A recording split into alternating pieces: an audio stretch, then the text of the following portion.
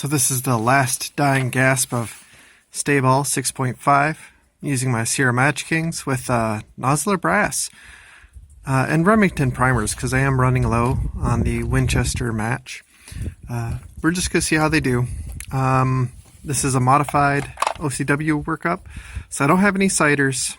And also, I only worked up to the maximum charge. I didn't go 1% beyond because this is a small ring Mauser. This is a model 1893, so it's not rated quite as highly as the Model 98. So we do have to be careful with it. I'm just erring on the side of caution. Anyway, but for warm-up shots, I have these. These are just Full Metal Jacket PPU. Rounds. I just put in a charge of 49.55. I'm just using up the last of it. So let's warm up a rifle and then let's have some fun with Staball. This is what I used as the minimum charge of Staball 6.5. It's 41.28 grains. And yeah, you can see it best right there. Beyond the shoulder, you definitely have some powder burns. And just look at how dirty the case neck is in general. Some of that is because of the Redding dry neck lube, which just kind of gets, I'll say baked in. It just kind of darkens the cases. I don't bother cleaning my cases. I mean, I wipe them off, but it's just kind of I'll go ahead and call it a stain. It just happens. But let's compare that to the minimum charge of 41.66. That is so much cleaner. And even that is not really as clean as, one second, this is 49.55, and you can see where there's some staining from the Imperial dry. Let's compare the two. That's about the same.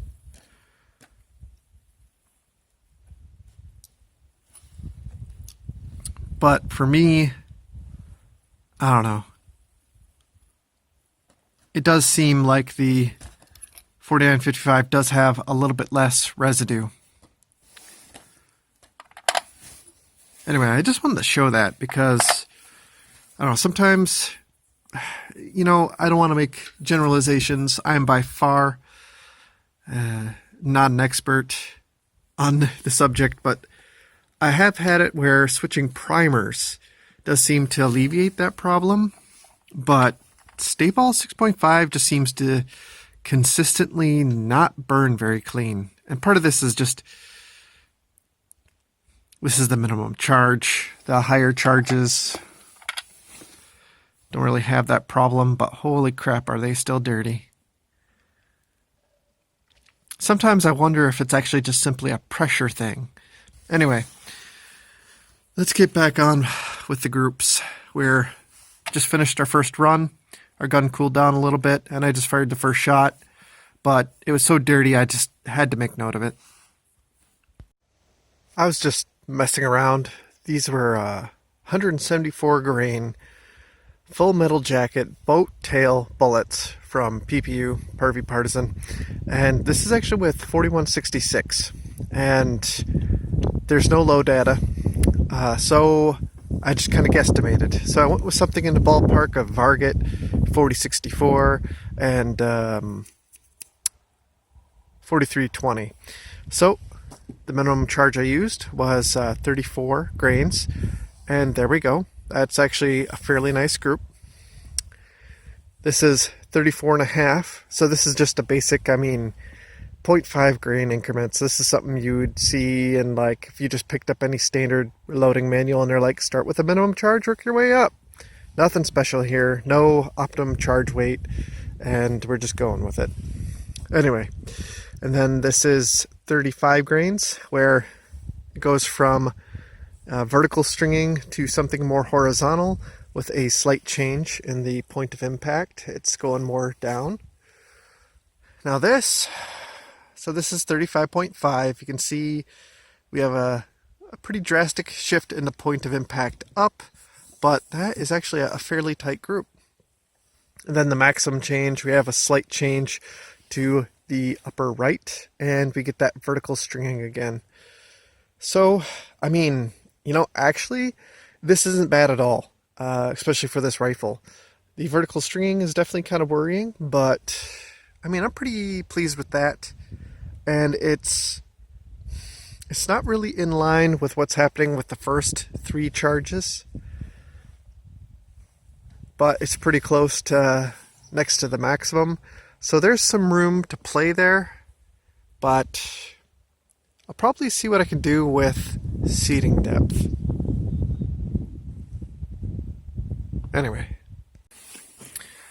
So I almost forgot to do like a little report on the primers for 4166 with the PPU bullets. So you can see the minimum charge, very rounded. As we get up towards the higher end, they're flattened, but like a normal flattened, like a properly fired cartridge flattened.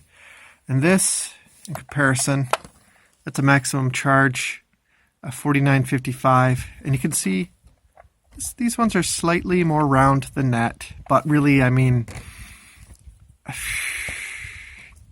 I could be mistaken. I think it's to the point you're splitting hairs.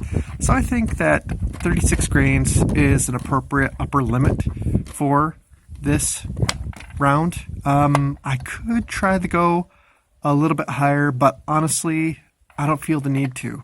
One thing I didn't do is I didn't bring a chronograph out, and I didn't test results that way. I should have, just to kind of give an approximation of where we're at, because having a chronograph is helpful for that. If it's anywhere above 2300, we know we're definitely getting to the upper range, but that's not the end all be all. Some powders can handily get a 175 grain bullet up to 2500 feet per second. So don't depend purely on a chronograph and the speed of your bullets to determine the pressure. There's other signs to look forward to. I meant to pay attention to. I'm my own worst enemy. See these 3? Ignore these 3. That's me being an idiot and not bringing out enough targets to the range. But this is the very start of our Staball with Sierra Match King's 175 grain. This is not bad. And actually, well, let's just work up. So this is 41.28.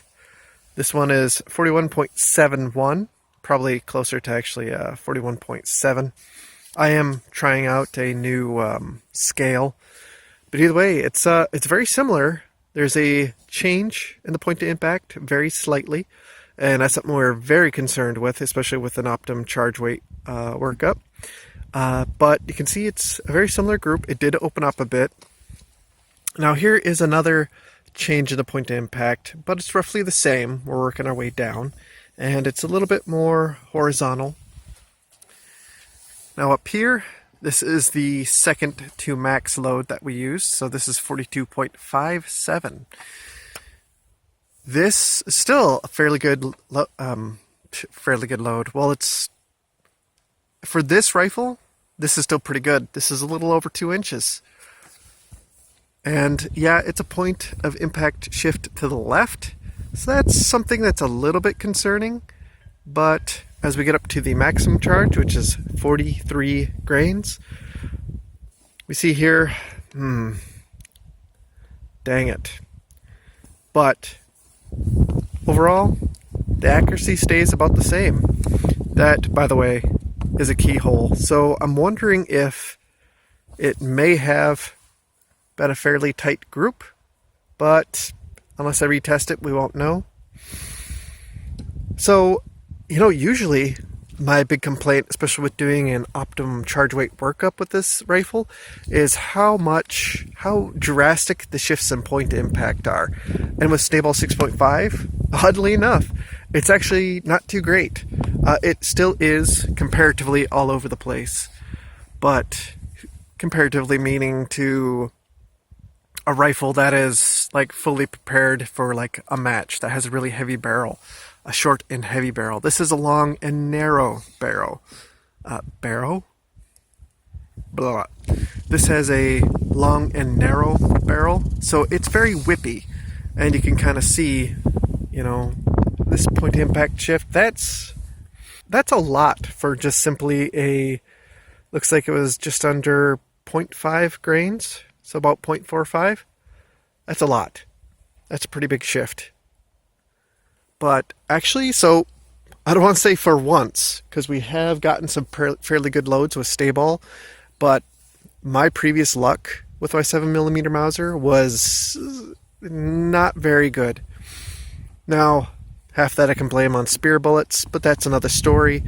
Either way, so this is probably, I don't want to say the best that we're going to get, but this is pretty good. I think that for Staball 6.5, we ended on a good note.